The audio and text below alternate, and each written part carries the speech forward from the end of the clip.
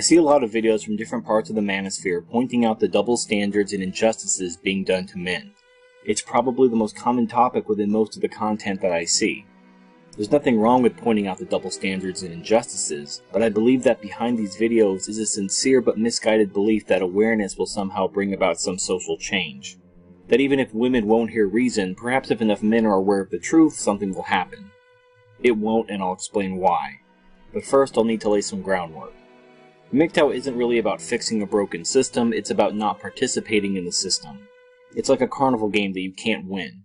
The phrase, the only way to win is not to play, sounds accurate at first, but in reality you never really win either way.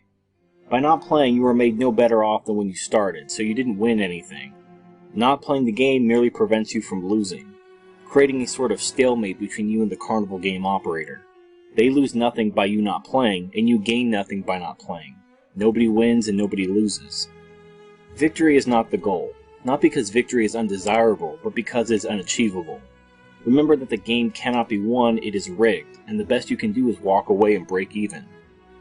I was talking to I Am Serious the other night, and he said that he wanted to talk to me about my transition from the MRA community to the MGTOW community during an upcoming interview. But this is a complicated topic that I didn't think lended itself well to an unscripted free-form conversation.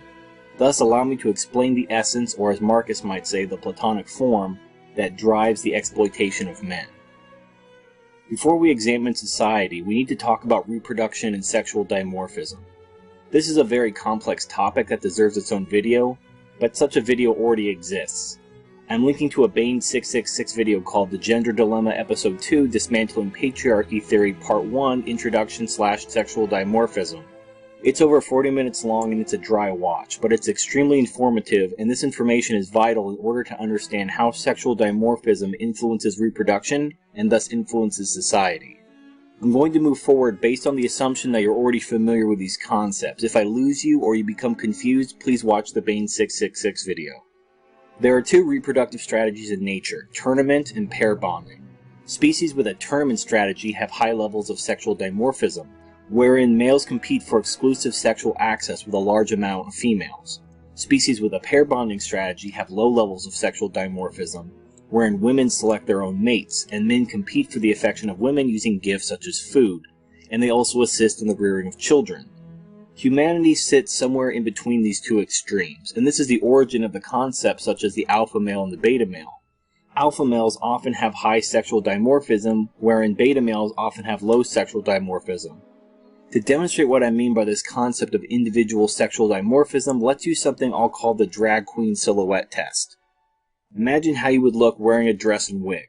If someone saw your silhouette, would you pass as a woman? Or would it be obvious that you were a man based on your height and frame? If you could pass as a woman, you may have a lower degree of sexual dimorphism, and pair bonding would be your best reproductive strategy. If it was obvious from your frame that you were a man, you have a higher degree of sexual dimorphism, and a tournament strategy, also known as being an alpha male, is the best reproductive strategy for you. In my video, The Magic of Male Scarcity, I talk about how when the male population dips in comparison to females, especially as a consequence of war, the result is a patriarchal system wherein women are largely the property of men. But there's a good reason for that. The men with high degrees of sexual dimorphism, i.e. the alpha males, are much more likely to survive these wars due to them being taller, stronger, and more aggressive, while the males with lower amounts of sexual dimorphism are going to get killed in much greater numbers. In short, a society built on warfare, where the male population is unstable, actually favors men with a high degree of sexual dimorphism, and thus favors a tournament-style reproductive strategy, which I describe as a patriarchy because the men own the women. However, a peaceful society with a stable male population favors men with low degrees of sexual dimorphism, and favors a pair bonding reproductive strategy, which we refer to as gynocentrism, because the woman is free to select her own mate and set the terms of the relationship. This is also demonstrated in Briffault's law. So with all that out of the way, I want you to consider our society. Our society is not a neutral actor in the struggle between the sexes. Think about what benefits society as a whole. Do men with high degrees of sexual dimorphism, high aggression, and who benefit from a tournament mating strategy of impregnating as many women as possible and having nothing to do with their offspring benefit society? I would say no, they don't. In fact, society demonizes those men for very good reasons. Joker said it best in The Dark Knight during his interrogation scene with Batman. Don't talk like one of them. You're not. Even if you'd like to be. To them, you're just a freak. Like me. They need you right now. When they don't, they'll cast you out. Like a leper. See, their morals, their code. It's a bad joke. Dropped at the first sign of trouble. They're only as good as the world allows them to be. I'll show you. When the chips are down, these civilized people, they'll eat each other. See, I'm not a monster. I'm just ahead of the curve. Society isn't gynocentric because of the Frankfurt School, or the Jews, or any other conspiracy. Society is gynocentric, period. The yoke of gynocentrism is only broken temporarily when war and violence send the male population into freefall. But as soon as the population stabilizes, the wars end, and their strength and aggression is no longer beneficial, they are cast out like a leper, as Joker said. As an alternative to exile, masculinity is demonized, and laws are passed to punish men using force and shame in order to incentivize them into assuming the roles and strategies of a low sexually dimorphic man. This is why marriage laws punish men but don't punish women. They are designed to prevent men who naturally benefit from a tournament-style reproductive strategy from seeking that path.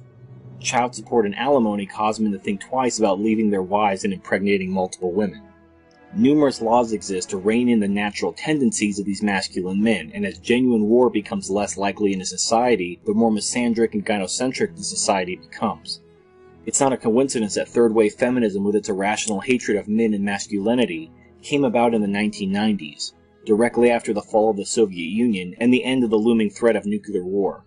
As soon as the Iron Curtain fell, as soon as the threat was over, as soon as the warrior was no longer needed, he was cast out like a leper. That is essentially what third-wave feminism is about. It is the society seeking to purge itself of masculine men through shame and force. It bears repeating that society is not a neutral actor in all this. Peaceful societies benefit from men who pair bond, as this puts less strain on welfare programs. And men who have a low amount of sexual dimorphism are less likely to commit violent crimes. A man with a high amount of sexual dimorphism is treated as a threat, a liability, and a problem that needs to be solved. This is solved in one of two ways, either by converting the masculine man into a more effeminate man, or by eliminating the masculine men after they are no longer needed. You actually see both of these events happening simultaneously during the final scene of the 1960 western The Magnificent Seven, which is itself a reimagining of the film Seven Samurai. Once the heroic gunslingers save the poor village, they are praised for their heroism and sacrifice, and then they were prompted to leave. However, one of the gunslingers had fallen for a beautiful woman from the village, and he gives up his mercenary lifestyle to quote-unquote settle down with this woman, thus assimilating into what we now recognize as Blue Pill society.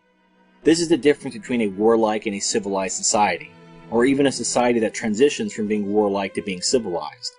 Respect for masculinity is directly proportional to the threats the society faces, but it's always temporary. As soon as the threat passes, masculinity is demonized, and men are held down or driven out, unless they renounce their ways and submit to the gynocentric culture. This trend will continue until the society is threatened again, and then they will call out for help from the very men they've shamed, demonized, incarcerated, and destroyed. Well, that's it for this video. I hope you liked it and found it informative. Please like, favorite, comment, and subscribe if you haven't already. Please share this with anyone you think it might help, and I'll see you next time.